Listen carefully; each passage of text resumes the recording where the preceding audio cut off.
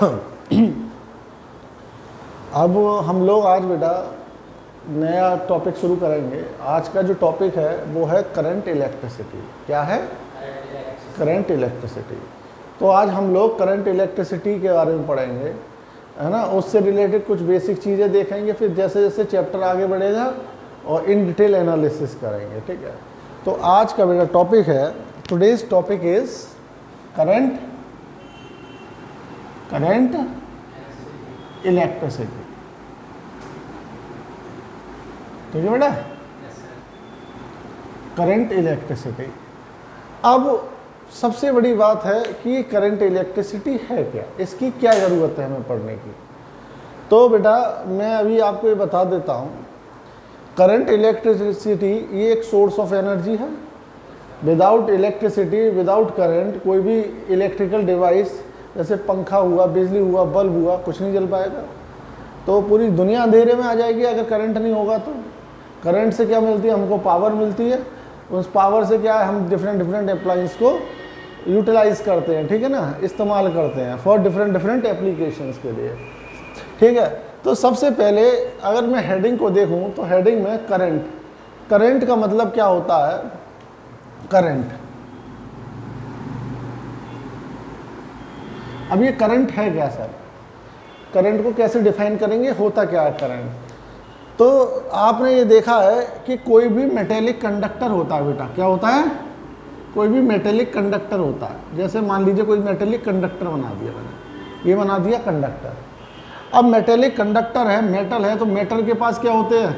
Electrons होते हैं, ठीक है बेटा। और ये जो इलेक्ट्रॉन्स हैं ये लूजली बाउंड इलेक्ट्रॉन्स हैं। क्या है बेटा? लूजली बाउंड इलेक्ट्रॉन्स हैं। तो क्या होता है, जब हम इस कंडक्टर को किसी पोटेंशियल से लगाएंगे, मतलब किसी बैटरी से या सोर्स से लगाएंगे, तो क्या होगा, ये जो इलेक्ट्रॉन है एक डायरेक्शन में फोर्स एक्सपीरियंस करेंगे। क्या करेंगे? फोर्स एक्सपीरियंस करेंगे। क्यों करेंगे फोर्स एक्सपीरियंस? क्योंकि आपने इसको पोटेंशियल दिया। क्या दिया? पोटेंशियल दिया। जब आपने इसको पोटेंशियल दिया तो इसके अंदर क्या होगा? एक फील्ड डेवलप होगा। क्या डेवलप होगा? एक इलेक्ट्रिक फील्ड डेवलप होगा। अब उस फील्ड की वजह से ये लूजली बाउंड इलेक्ट्रॉन है, उस पर क्या लगेगा? एक फोर्स लगेगा। वो क्या लगेगा? फोर्स लगेगा। मान लीजिए ई आपका इस डायरेक्शन में डेवलप हुआ, तो फोर्स कहाँ लगेगा इस पर? एफ बराबर क्या होता है? क्यू इंटू ई होता है, जो कहाँ लगेगा? पीछे की तरफ, जिसकी वजह से ये क्या है? मूव करना शुरू कर देंगे। क्या कर देंगे? मूव करना शुरू कर देंगे या ड्रिफ्ट करना शुरू कर देंगे, ठीक है। जब इनका ड्रिफ्टिंग शुरू हो जाएगी इलेक्ट्रॉन की, तो जिसकी वजह से क्या होगा? एक करंट का फ्लो होना शुरू हो जाएगा, ठीक है ना। करंट इंड्यूस हो जाएगा, करंट प्रोड्यूस हो जाएगा, ठीक है। तो अगर मैं इसकी डेफिनेशन देखूं तो ये करंट होता क्या है? The rate of flow of charge. जब चार्ज को फ्लो कराते हैं, और चार्ज किसके फॉर्म में है? इलेक्ट्रॉन के फॉर्म में। जब चार्ज को हम फ्लो कराएंगे तो क्या होगा? करंट प्रोड्यूस होगा, ठीक है। तो करंट को हम किससे दिखाते हैं? आई से दिखाते हैं। और आई बराबर क्या होता है? क्यू बाई टी होता है बेटा। क्या होता है? क्यू बाई टी होता है। तो द रेट का मतलब डिवाइडेड बाई टाइम होगा बेटा। रेट का मतलब divided by time, the rate of flow of charge, ठीक है। जिस रेट से चार्ज फ्लो कर रहा है उसको क्या बोलेंगे? करंट बोलेंगे। अब चार्ज की यूनिट क्या होती है बेटा? कूलाम्ब होती है। इसकी क्या होती है? सेकंड होती है। तो 1 कूलाम्ब सेकंड क्या हो जाता है? 1 एम्पियर हो जाता है, ठीक है। तो 1 एम्पियर इक्वल्स टू 1 कूलाम्ब पर सेकंड इनवर्स हो गया बेटा। समझ में आ गया? तो इसकी एसआई यूनिट क्या हो गई? एम्पियर हो गई। क्लियर? अब सब ठीक है, सब आपने क्यू की बात कर दी हमसे। ये क्यू क्या है? क्यू है चार्ज। अब चार्ज जो होगा वो क्या होगा? एन टाइम्स ऑफ ई होगा या नहीं होगा? एन क्या है? इंटीग्रल नंबर, ई है इलेक्ट्रॉन पे चार्ज। तो जो हो गया करंट का, अगर मैं फॉर्मूला निकालूं तो एन ई अपॉन टी निकल आया। एन क्या है? Number of electrons flowing through a cross section of a wire और अ मेटल। क्लियर बेटा? अब सब ठीक है। अब एक बात बताओ, करंट का मूवमेंट, इलेक्ट्रॉन का मूवमेंट कहाँ हो रहा है? इधर। तो करंट कहाँ फ्लो करेगा? अपोजिट करेगा। कहाँ करेगा? अपोजिट करेगा। तो डायरेक्शन ऑफ करंट हमेशा direction of flow of electron से अपोजिट होती है, ठीक है। ठीक है सर, आपने करंट की बात बता दी हमें कि करंट के बारे में बता दिया कि करंट है क्या। अब ये बताइए बेटा, ये कैसी क्वांटिटी है? ये स्केलर है या वेक्टर है? तो बेटा ये स्केलर क्वांटिटी है, वेक्टर नहीं है। ये स्केलर क्वांटिटी है, ये वेक्टर नहीं है। पर कुछ लोग आर्ग्यू करेंगे सर इसका जब डायरेक्शन है तो ये वेक्टर क्यों नहीं है। तो बेटा वेक्टर होने के लिए कुछ चीज़ें चाहिए होती हैं, जैसे सबसे पहले डायरेक्शन से मतलब नहीं होता है, इसका एक पर्टिकुलर स्पेसिफाइड डायरेक्शन होना चाहिए। क्या होना चाहिए? स्पेसिफाइड डायरेक्शन होना चाहिए। अब यहाँ कोई स्पेसिफाइड डायरेक्शन तो है नहीं, तार को जैसा मोड़ोगे उस डायरेक्शन में करंट चला जाएगा। ऐसा कोई रूल तो है नहीं कि करंट यहाँ से यहीं फ्लो करेगा, समझे। जैसे कोई भी फ्लूइड है हाई प्रेशर से लो प्रेशर की तरफ फ्लो करता है, ठीक है, एक उसका डायरेक्शन है। या कोई मास है वो हाई कंसंट्रेशन से लो कंसंट्रेशन की तरफ फ्लो करता है, यहाँ तो ऐसा कुछ रूल नहीं है। तो एक तो इसके पास स्पेसिफाइड डायरेक्शन नहीं होता, दूसरा ये वेक्टर के किसी भी लॉ को फॉलो नहीं करता। तो डू नॉट, ये does not follow vector law of addition. समझ में आ गया बेटा? तो ये जो है स्केलर क्वांटिटी होती है। तो करंट कैसी क्वांटिटी होती है बेटा? स्केलर क्वांटिटी होती है। Current is a scalar quantity. कैसी क्वांटिटी होती है? स्केलर क्वांटिटी होती है, ठीक है बेटा। अब जब इसके पास स्केलर क्वांटिटी है तो करंट का सिर्फ क्या होगा? मैग्नीट्यूड होगा। क्या होगा? मैग्नीट्यूड होगा सर। और जो मैग्नीट्यूड होगा सर आई बराबर क्या निकाल देंगे? Q अपॉन T से निकाल देंगे। कोई दिक्कत बेटा? अब एक बात आइए बेटा, एक इलेक्ट्रॉन पे जो चार्ज होता है वो कितना होता है? 1.6 इंटू 10⁻⁻19 कूलाम चार्ज होता है। तो एक कूलाम चार्ज लाने के लिए कितने इलेक्ट्रॉन को होना पड़ेगा? 1.6 इंटू 10⁻⁻19 इलेक्ट्रॉन होने पड़ेंगे। जब हम इसको सॉल्व करेंगे तो ये 6.25 इंटू 10⁻18 इलेक्ट्रॉन निकल के आ जाएगा एक कूलाम में। कोई दिक्कत बेटा? तो इसका मतलब जब मैं इतना नंबर ऑफ इलेक्ट्रॉन को एक साथ एक्यूमुलेट करूंगा या एक साथ लूंगा तो उसके पास जो चार्ज होगा वो कितना होगा? 1 कूलाम होगा। कोई दिक्कत? तो एक कूलाम चार्ज के लिए, एक कूलाम बहुत बड़ा चार्ज है, उसके लिए कितने इलेक्ट्रॉन को इतना नंबर आपको चाहिए होगा। कोई दिक्कत बेटा? कोई दिक्कत? ठीक है। अब बेटा आगे बढ़ते हैं। जो करंट है, अब करंट की वैल्यू आपको 1 चाहिए, मतलब आपको 1 एम्पियर करंट को डिफाइन करना है। क्या डिफाइन करना है? 1 एम्पियर करंट डिफाइन करना है। तो आपको I की वैल्यू क्या चाहिए? 1 चाहिए। तो यहाँ पे Q को क्या होना पड़ेगा? 1 होना पड़ेगा। टाइम को भी 1 होना पड़ेगा, तभी तो 1 निकल कर आएगा। तो अगर 1 एम्पियर आपको करंट डिफाइन करना है तो हम इसको ऐसे बोल सकते हैं, 1 एम्पियर वो करंट है जब 1 सेकेंड में 1 कूलाम चार्ज फ्लो कर रहा है। ठीक है, यही तो मतलब है ना।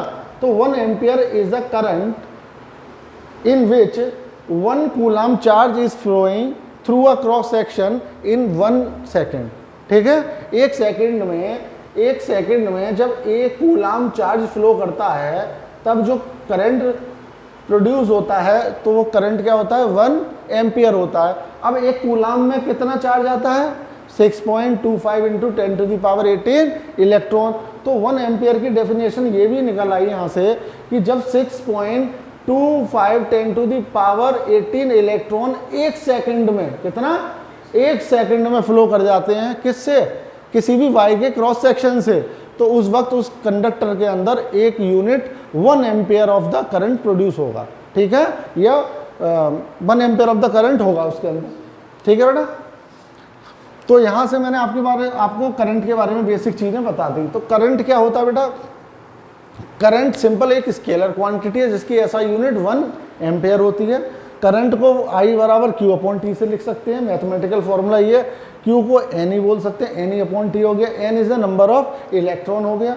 1 कूलाम चार्ज लाने के लिए इतना नंबर चाहिए होता है। 1 एम्पियर की डेफिनेशन क्या होती है बेटा? 1 एम्पियर वो करंट होता है जब इतना नंबर 6.25 इंटू 10⁻18 इलेक्ट्रॉन 1 सेकंड में किसी भी तार से या किसी भी वायर से, किसी भी अप्लायंस से, ठीक है ना, मेटेलिक कंडक्टर से पास हो रहा है तो क्या हो रहा है? वो 1 यूनिट ऑफ करंट देगा।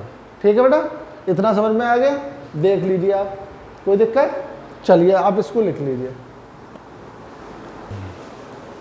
ठीक है बेटा? अब हम लोग क्या पढ़ेंगे? ओम्स लॉ पढ़ेंगे। क्या पढ़ेंगे? Ohm's law. हम बेसिक ओम्स लॉ पढ़ेंगे। क्या पढ़ेंगे? Basic Ohm's law.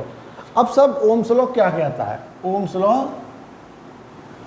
लॉ हमसे क्या कह रहा है? ओम्स लॉ हमसे ये कह रहा है कि जो करंट है current is directly proportional to voltage होता है। क्या होता है? Current is directly proportional to voltage होता है। ठीक है, अब कहीं कहीं बुक में लिखा होता है voltage is directly proportional to current, ये भी लिखा होता है। ठीक है, तो up to your 10th class ऐसे भी लिखा हो सकता है, पर मैं आपको बता देता हूँ, दो चीज़ समझनी है आपको। एक आपको डिपेंडेंट वेरिएबल समझना है, ठीक है, और एक आपको इंडिपेंडेंट वेरिएबल समझना है। Independent variable, independent variable.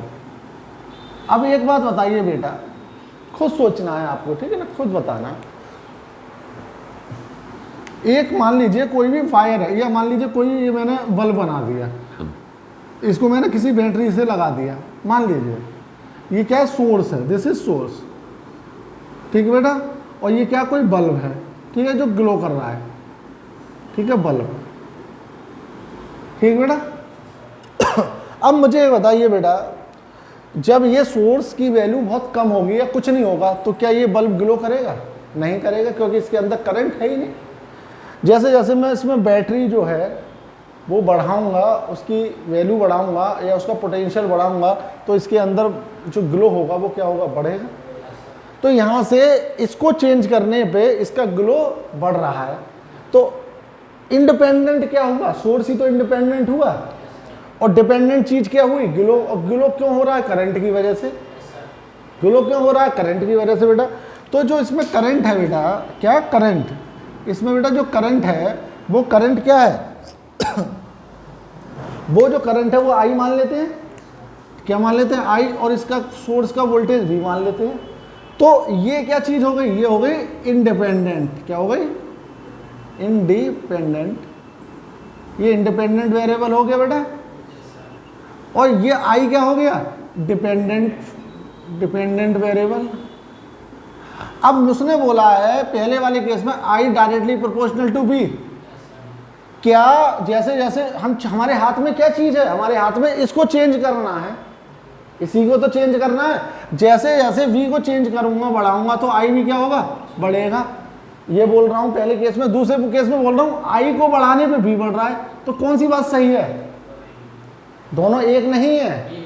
हाँ, v को चेंज, अरे मैं चेंज किसको कर रहा हूँ? v को ही तो कर रहा हूँ ना।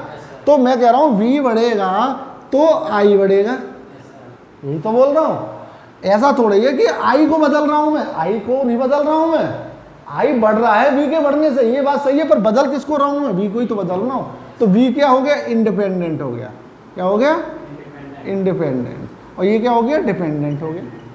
तो अगर मैं इसको ये बोलूं I directly proportional to v, ये बात बिल्कुल ठीक रहेगी, ठीक है। पर बच्चा क्या गलती करता है? बच्चा बोलता है v डायरेक्टली प्रोपोर्शनल टू आई, जो थोड़ा कंसेप्चुअली गलत हो जाता है।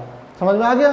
तो आपको जब भी ओम्स लॉ बोलना है तो आपको बोलना है I directly proportional to v, ठीक है, क्योंकि v को चेंज करने पे आई बढ़ रहा है, ठीक है। समझ में आया? क्योंकि हमारे हाथ में क्या है? v को चेंज करना है। हम एक्सपेरिमेंट में v को ही तो चेंज कर रहे हैं, अलग अलग बैटरी लगा रहे हैं। अब देखिए यहाँ पे आई डायरेक्टली प्रोपोर्शनल v हो गया। जब प्रोपोर्शनलिटी आते हैं तो एक क्या आता है? कांस्टेंट आता है, ठीक है। उस कांस्टेंट को मान लीजिए मैंने c नाम दे दिया। क्या नाम दे दिया? c नाम दे दिया। तो यहां से फॉर्मूला निकल के आ गया I upon v equals to c। अब ये c होता है, ये 1 अपॉन रजिस्टेंस होता है। क्या होता है? 1 अपॉन रजिस्टेंस।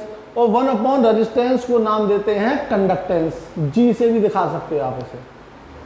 किससे दिखा सकते हो? g से। समझ में आ गया? तो यहां से v i को बदल ले गए, r को बदल ले गए i के साथ, तो i r बराबर क्या बन गया? v। तो ये आपका बहुत बेसिक ओम्स लॉ है। क्या है? Basic Ohm's law. समझ में आ गया? तो ओम्स लॉ क्या कह रहा है? v बराबर i r, ये इसका फाइनल फॉर्मूला निकल के आ गया। समझ में आ गया? इसका मतलब ये नहीं है कि v बराबर आई आर जो है आपका ओम्स लॉ है। ओम्स लॉ क्या स्टेट करता है? ओम्स लॉ स्टेट करता है कि voltage current is directly proportional to voltage applied to the appliance, ठीक है। जैसे जैसे वोल्टेज में बढ़ा रहा हूँ वैसे वैसे करंट की वैल्यू बढ़ रही है। समझ में आ रहा है? पर उसका जो मैथमेटिकल फॉर्मूला निकल कर आया वो क्या निकल के आया, V बराबर आई आर। अब ये सब रेजिस्टेंस क्या है, V तो चलिए वोल्टेज हो गया जो हम पढ़ चुके हैं, वोल्टेज वोल्ट में यूनिट होती है, I करंट हो गया, R क्या हो गया, रेजिस्टेंस हो गया। क्या हो गया, रेजिस्टेंस। अब बेटा ये रेजिस्टेंस होता क्या है, R क्या हो गया, रेजिस्टेंस। रेजिस्टेंस की SI यूनिट क्या होती है, ओम होती है। क्या होती है, ओम। कोई दिक्कत? अब मैं बताता हूं रेजिस्टेंस क्या होता है। ये मान लीजिए कोई भी क्या है, कंडक्टर है। क्या है, ये कोई भी कंडक्टर है। एनी प्रॉब्लम बेटा? जब ये कोई भी कंडक्टर है तो इसकी कुछ ना कुछ लेंथ होगी है, ठीक है बेटा। अब ये मैंने मान लीजिए सिलिंड्रिकल कंडक्टर ले लिया। ज़्यादातर सिलिंड्रिकल कंडक्टर होते हैं, तार कैसा होता है, गोल होता है, ठीक है, सिलेंडर शेप में होता है। ये इसका क्रॉस सेक्शनल हो गया, AC बोल देता हूँ। तो जो रेजिस्टेंस होता है वो डायरेक्टली प्रोपोर्शनल टू क्या होता है, एरिया AC, और इनवर्सली प्रोपोर्शनल टू क्या होगा, 1/L। तो यहाँ से जो रेजिस्टेंस निकल आएगा वो आ जाएगा AC/L। जब इसको हटाएंगे तो एक नया कांस्टेंट आ जाता है जिसको हम रो बोलते हैं। ये फॉर्मूला होता है रेजिस्टेंस का, ठीक है। तो रेजिस्टेंस क्या होता है, रेजिस्टेंस किस पर डिपेंड कर रहा है, रेजिस्टेंस डिपेंड कर रहा है कंडक्टर की लेंथ पर, कंडक्टर की क्रॉस सेक्शनल एरिया पर, कितना मोटा है कंडक्टर, और तीसरा रेजिस्टिविटी पर। रो क्या होता है, रेजिस्टिविटी। क्या होता है बेटा, रो क्या होता है, रेजिस्टिविटी। अब ये रेजिस्टिविटी क्या होता है, रो मतलब रेजिस्टिविटी। अब ये रेजिस्टिविटी होता क्या है, ये प्रॉपर्टी होती है किसी भी मटेरियल की, ठीक है। तो यहां से रेजिस्टेंस का फॉर्मूला निकल आया रो L/A। सॉरी बेटा ये गलत बोल दिया मैंने, लेंथ के डायरेक्टली प्रोपोर्शनल होगा और inversely proportional cross sectional area होगा। जितना ज़्यादा लंबा तार होगा उतना ज़्यादा रेजिस्टेंस की वैल्यू ज़्यादा होगी। तो यहाँ से आ जाएगा ये रो L/A। L हो गया, ठीक है, ये उल्टा कर दीजिए आप, रो L/A। कोई दिक्कत? तो ये कितना आ गया, रो L/A हो गया बेटा। समझ में आ गया? नहीं आई बात समझ में? अब आप कहोगे साहब आप भूल गए तो हम भी भूल जाएंगे। क्यों भूल जाओगे, मैं बताता हूँ। रेजिस्टेंस क्या होता है, रेजिस्टेंस का मतलब होता है कि ये प्रॉपर्टी होती है किसी भी मेटेलिक कंडक्टर की जो फ्लो ऑफ इलेक्ट्रॉन को ऑब्स्ट्रक्ट करे, जो फ्लो ऑफ इलेक्ट्रॉन को ऑब्स्ट्रक्ट करे, मतलब उसको रोकने की कोशिश करे। अब ये बताओ बेटा, जितना लंबा तार होगा उतना ज़्यादा हीट लॉस होगा, उतना ज़्यादा हीट लॉस होगा, और जितना ज़्यादा हीट लॉस होगा उतना रेजिस्टेंस होगा। समझ में आ रहा है? उतना ज़्यादा रेजिस्टेंस होगा। तो रेजिस्टेंस जो होगा वो किस पर डिपेंड करता है, रो L/A पर, ठीक है।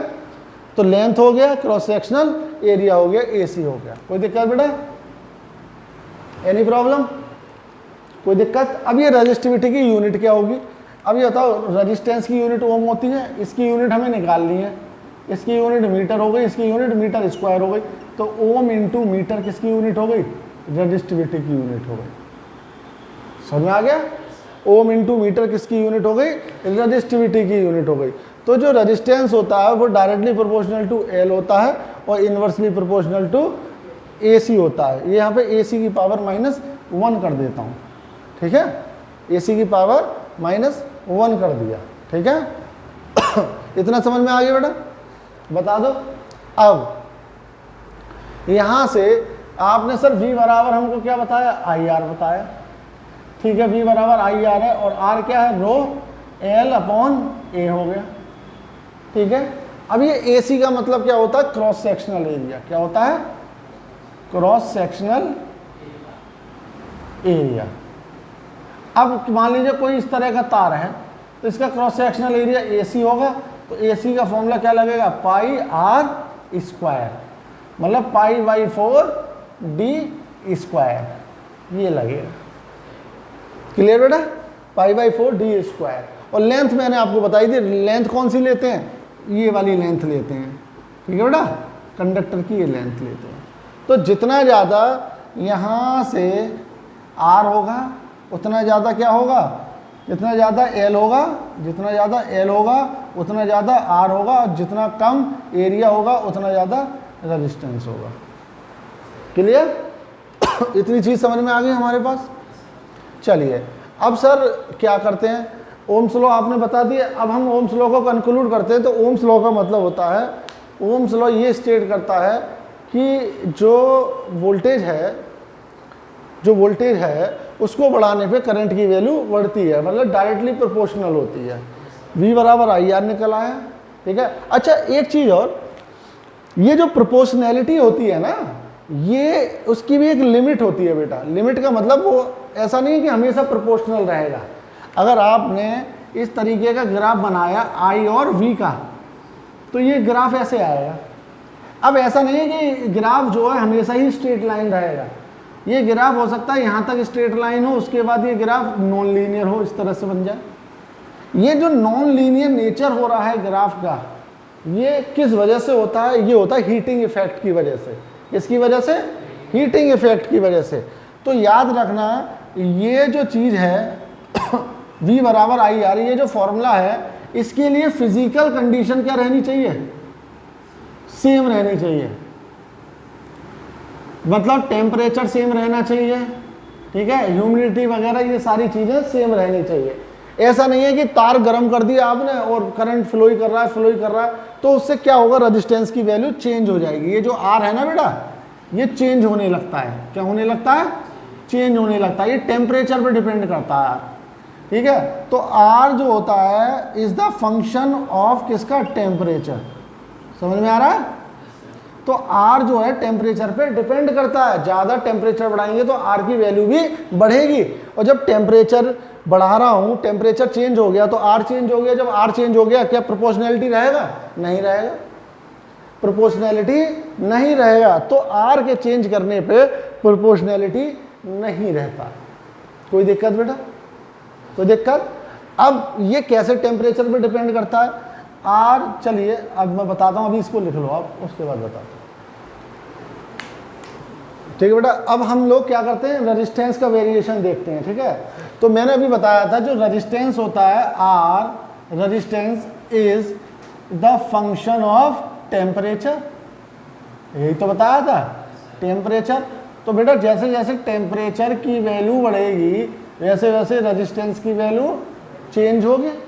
अब एक बार बता दीजिए, अभी शुरुआत में R1 आपका रेजिस्टेंस था किसी टेम्परेचर T1 पे, बाद में R2 रेजिस्टेंस हो गया, टेम्परेचर T2 हो गया, तो R2 की वैल्यू क्या हो गई? तो R2 की वैल्यू बेटा जो आती है निकल के, वो आती है R1 1 plus alpha T2 minus T1। कोई दिक्कत बेटा? इस तरीके से ये फॉर्मूला चलता है। अब ये सर R1 हो गया, ये तो हम जानते हैं, और शुरुआत वाला था, ये बाद वाला हो गया। T डेल्टा T क्या हो गया आपका? डेल्टा T चेंजिंग टेम्परेचर हो गया। अब ये एल्फा क्या होता है? ये कोफिशिएंट होता है। क्या होता है? Linear coefficient of thermal expansion होता है, ठीक है। तो ये वैल्यू जो आपको दे रखी होगी इन 10⁻⁻⁶ ऑर्डर में, कुछ इस तरीके की ये वैल्यू दे रखी होगी आपको। समझ में आ गया? कोई दिक्कत? बता दो बेटा। तो इस तरीके से हम लोग इस फॉर्मूले को इस्तेमाल कर लेंगे। कभी अल्फा पूछे तो अगर आपसे उसने अल्फा की वैल्यू पूछ ली, तो R2 R1 नीचे आ गया, R1 से मल्टीप्लाई कर दी तो ये हो गया R1 alpha into delta T, इधर ले गए R2 माइनस R1 अपॉन, ठीक है, R1 डेल्टा T बराबर क्या हो गया? अल्फा। इस तरीके से आप निकाल सकते हो। कोई दिक्कत? बोल दो बेटा, बता दो। तो अल्फा की वैल्यू पूछे तो इस तरीके से आप निकाल लोगे। कोई दिक्कत? अब आगे बढ़ते हैं हम लोग। आगे सबसे इंपॉर्टेंट चीज आती है ड्रिफ्ट वेलोसिटी। ड्रिफ्ट वेलोसिटी, अब ये ड्रिफ्ट वेलोसिटी को VD से दिखाते हैं। ये क्या है? वेक्टर क्वांटिटी होती है। अब ये ड्रिफ्ट वेलोसिटी क्या है? ये जो होती है E टाउ बाई m होती है। क्या होती है? E tau by m। अब ये निकल के कैसे आती है? V बराबर U प्लस AT से जब हम सॉल्व करेंगे, ठीक है। अब इस इक्वेशन को मैंने लगाया किसके लिए? सारे इलेक्ट्रॉन्स के लिए लगाया, ठीक है। जब मैं सारे इलेक्ट्रॉन्स के लिए लगाऊंगा, ठीक है बेटा, तो जो ड्रिफ्ट वेलोसिटी निकल के आएगी, ये टर्म तो जीरो हो जाएगा, U इनिशियल वेलोसिटी जीरो हो जाएगी सारे इलेक्ट्रॉन्स की रैंडम मोशन की वजह से, ठीक है, तो जो ए होगा वो क्या होगा, एफ बाई एम होता है, बोलो बेटा, इंटू टी। टाउ क्या होगा, दो सक्सेसिव कोलिजन के बीच का टाइम पीरियड, जिसको रिलैक्सेशन टाइम बोलते हैं, टाउ टाउ, ठीक है, वी डी। तो एफ की वैल्यू क्या होती है, मैंने आपको बताई थी, एफ होता है क्यू इंटू ई, और क्यू क्या है, ई इंटू ई। अब ये चार्ज क्या है, माइनस यूज करोगे तो इलेक्ट्रॉन पे, तो हो जाएगा minus e E tau by m. कोई दिक्कत बेटा? तो ये आपका ड्रिफ्ट वेलोसिटी का फॉर्मूला निकल के आ जाएगा। क्लियर? तो ये मैं पहले बता चुका हूँ आपको, पर मैं आपको रिवाइज करा रहा हूँ। तो वी डी जो है वो हो गया ई ई टाउ बाई एम माइनस का, कोई दिक्कत? और सिर्फ अगर मैं वैल्यू की बात करूँ तो वैल्यू हो जाएगा E E tau by M. Any problem? कोई दिक्कत बेटा? समझ में आ गया? अब ये ई क्या है, ई जो है इलेक्ट्रिक फील्ड है, और टाउ क्या है, रिलैक्सेशन टाइम। क्या है? मतलब इलेक्ट्रॉन्स के दो सक्सेसिव मोशन के बीच में, मतलब एक बार कोलिजन किया फिर एकदम से अगला कोलिजन किया, तो दो सक्सेसिव कोलिजन के बीच का जो टाइम पीरियड होता है उसको क्या बोलते हैं, रिलैक्सेशन टाइम बोलते हैं, ठीक है, टाउ बोलते हैं। कोई दिक्कत? बता दो बेटा। इतना समझ में आ गया? ठीक है। अब एक बार बताइए, ठीक है सर आपने ये बता दिया, ड्रिफ्ट वेलोसिटी मैंने आपको बता दिया, अब उसके बाद क्या आता है? उसके बाद मोबिलिटी है, ठीक है। तो मोबिलिटी के लिए क्या करोगे? मोबिलिटी क्या होती है? मोबिलिटी जो डिफाइंड होती है उसको म्यू से बोलते हैं। तो मोबिलिटी डिफाइंड होती है drift velocity upon electric field. इसका जो रेशो होता है क्या होता है? मोबिलिटी होता है। समझ में आ गया? तो जब ड्रिफ्ट वेलोसिटी को हम ई से डिवाइड कर देंगे तो मोबिलिटी डिफाइंड होगी, और जो मोबिलिटी होगी वो क्या होगी? ई ई टाउ बाई एम अपॉन ई से ई कैंसिल हो गया, ये हो गया ई टाउ बाई एम हो गया। तो जो मोबिलिटी हो गया म्यू, वो क्या हो गया? ई टाउ बाई एम हो गया। कोई दिक्कत? एम क्या है? मास ऑफ इलेक्ट्रॉन है, चार्ज ऑफ इलेक्ट्रॉन है, और टाउ क्या है? रिलैक्सेशन टाइम हो गया। तो ठीक है, तो मोबिलिटी को इस तरीके से हम डिफाइन कर सकते हैं। अब आप चलिए लिख लो इसको, ठीक है बेटा। अब करंट निकालते हैं, करंट आई। तो बेटा करंट का मैंने फॉर्मूला आपको क्या बताया था? करंट का फॉर्मूला बताया था मैंने Q अपॉन टी। ये तो मैंने आपको बेसिक फॉर्मूला बताया था। अब जब हम करंट को इलेक्ट्रॉन और ड्रिफ्ट वेलोसिटी के टर्म्स में निकालते हैं तो इसका एक प्रॉपर डेरिवेशन है, इसका एक प्रॉपर डेरिवेशन है। उसको करने के लिए थोड़ा टाइम लगेगा, और मैं पहले क्लास में करा भी चुका हूँ तुमको, है ना। जब मैंने उस दिन पढ़ाया था तो आपको बताया था। जो इसका करंट का जो फॉर्मूला निकल के आता है वो n e A into v d निकल कर आता है। कराया था उस दिन, बताओ बेटा। चलिए, अब जब मैंने ये आपको फॉर्मूला बता दिया, आपको बस समझना है ये फॉर्मूला क्या है। अब ये करंट जो है एन पे डिपेंड कर रहा है, ई पे, ए पे, वी डी पे। अब जब आई अपॉन ए करूँगा मैं तो ये क्या बन गया? एन ई वी डी बन गया। और आई अपॉन ए क्या होता है? मतलब करंट पर यूनिट एरिया, इसको बोलते हैं करंट डेंसिटी। क्या बोलते हैं बेटा? Current density. तो बेटा ये क्या हो गया? करंट डेंसिटी, डेंसिटी, ठीक है बेटा, जिसको हम जे से दिखा देते हैं। किससे दिखा देते हैं? जे से दिखा देते हैं। कोई दिक्कत? तो आई जो हो गया वो आपका हो गया आई बराबर n e A dot v d होता है, क्योंकि बेटा ये कैसी क्वांटिटी है? ये स्केलर क्वांटिटी है। ये आपकी वेक्टर है, उसके साथ एक और वेक्टर होगा तो डॉट प्रोडक्ट करेंगे तभी तो स्केलर निकल के आएगा। बता दो बेटा, अरे बोलो। तो इसलिए इन दोनों का डॉट प्रोडक्ट होता है, एरिया वेक्टर और वी डी वेक्टर का डॉट प्रोडक्ट होता है, तब आपको करंट मिलता है। जब ये एरिया वेक्टर नीचे आ गया तो ये क्या बन जाएगा? एक वेक्टर क्वांटिटी बन जाएगी। तो ये क्या बन गई? एक वेक्टर क्वांटिटी बन गई। तो याद रखना, करंट क्या होता है? स्केलर क्वांटिटी होता है, करंट डेंसिटी वेक्टर क्वांटिटी होती है, ये डिफरेंस होगा। तो यहाँ से जो जे वेक्टर बन गया वो क्या बन गया? एन ई वी डी बन गया। कोई दिक्कत बेटा? ये बन गया आपकी क्या? करंट डेंसिटी हो गई। अब ये जो वी डी हो गया, वी डी का मैंने अभी फॉर्मूला बताया था, क्या था? ई ई टाउ बाई एम था बेटा। बोलो, ई ई टाउ बाई एम। तो एन ई, ठीक है, वी डी की जगह रखा ई ई, ठीक है, टाउ बाई एम रखा। कोई दिक्कत? अब इन दोनों को मल्टीप्लाई कर दो, n e square tau by m into electric field. कोई दिक्कत बेटा? ये चीज़ समझ में आ रही है? देख लो तुम्हारे सामने, अरे इन दोनों का मल्टीप्लाई हो गया, टाउ को अलग कर ले, ई को अलग कर लिया, समझ में आ गया? क्योंकि बाकी सब स्केलर है, ये इस वेक्टर है। अब जब हम इसको बोलेंगे तो इसको क्या बोलते हैं? इसको हम नाम देते हैं कंडक्टिविटी। क्या नाम देते हैं? सिग्मा से दिखा देंगे कंडक्टिविटी। कोई दिक्कत? तो यहाँ से जो जे वेक्टर हो गया करंट डेंसिटी, वो हो गया सिग्मा इंटू ई हो गया। इसको भी हम नाम क्या देते हैं? Ohms law. क्या नाम देते हैं? Ohm's law. तो बेटा ये जो जनरलाइज ओम्स लॉ क्या है? वो ये है, करंट डेंसिटी क्या होता है? सिग्मा इंटू ई वेक्टर होता है। ठीक है, क्या होता है? सिग्मा इंटू ई वेक्टर होता है। तो करंट डेंसिटी बराबर सिग्मा इंटू ई वेक्टर, इसको नाम देते हैं हम ओम्स लॉ। तो आपके स्टैंडर्ड में, आपके जो स्टैंडर्ड है उसमें ओम्स लॉ क्या है? Sigma E equals to current density है।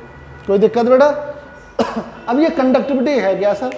जो कंडक्टिविटी का जो फॉर्मूला निकल के आया बेटा, वो क्या निकल के आया कंडक्टिविटी का फॉर्मूला? कंडक्टिविटी का फॉर्मूला निकल के आया n e square tau by m. क्या निकल के आया? N e square tau by m. और कंडक्टिविटी किसका और रेसिप्रोकल होता है? रेजिस्टिविटी का। तो यहाँ से जो रेजिस्टिविटी आ गया वो आ गया m upon n e square tau. कोई दिक्कत बेटा? बोल दो, m by n e square tau. Any problem? तो यहाँ से मैंने आपको कंडक्टिविटी भी बता दिया, रेजिस्टिविटी भी बता दिया। देख लो बेटा, अरे बोलो। तो एन ई वी डी की मैंने वैल्यू रख दी। यहाँ से मेरा क्या आ गया? सिग्मा आ गया कंडक्टिविटी। कंडक्टिविटी से ओम्स लॉ डिफाइंड हो गया। जब कंडक्टिविटी आ गया तो मैंने रेजिस्टिविटी निकाल दिया। कोई दिक्कत बेटा? चलिए लिख लो इसको। ठीक है बेटा? अब सुनो, ये चीज़ समझ में आ गई। तो यहाँ से जो रेजिस्टिविटी निकल के आ गई वो आपकी आ गई m upon n e square tau. अब एक चीज़ देखिए, जो एम है और ये ई स्क्वायर जो है, एम क्या है? मास ऑफ इलेक्ट्रॉन, ई क्या है? Charge of electron. ये तो चीज़ चेंज नहीं होगी, फिक्स रहेगी। तो यहाँ से जो रेजिस्टिविटी है वो किसके प्रोपोर्शनल हो गई? 1/n के। And resistivity proportional to 1/, relaxation time के। समझ में आ गया? तो जो रेजिस्टिविटी है दो फैक्टर्स पर डिपेंड करती है। एन पर करती है, number of electrons per unit volume होता है, और वो क्या होता है? टाउ रिलैक्सेशन टाइम होता है। ठीक है, इतनी चीज़ आपको समझ में आ गई। तो मैंने आपको सारी चीज़ बता दी, कंडक्टिविटी बता दी, रेजिस्टिविटी बता दिया। ओम्स लॉ क्या होता है? ये ओम्स लॉ होता है, current density directly proportional to electric field होता है बेटा। और जब आप इसको और सिंपल वे में ले जाएंगे तो ये किस में रिड्यूस हो जाएगा? V बराबर IR में हो जाएगा। तो ये बहुत सिंपल फॉर्म है बेटा, दिस इज सिंपल फॉर्म। और जो जनरलाइज फॉर्म क्या है वो आपकी ये है। इतना समझ में आ गया? चलिए बाकी मैं आपको नेक्स्ट क्लास में बताऊंगा इससे रिलेटेड। ठीक है ना?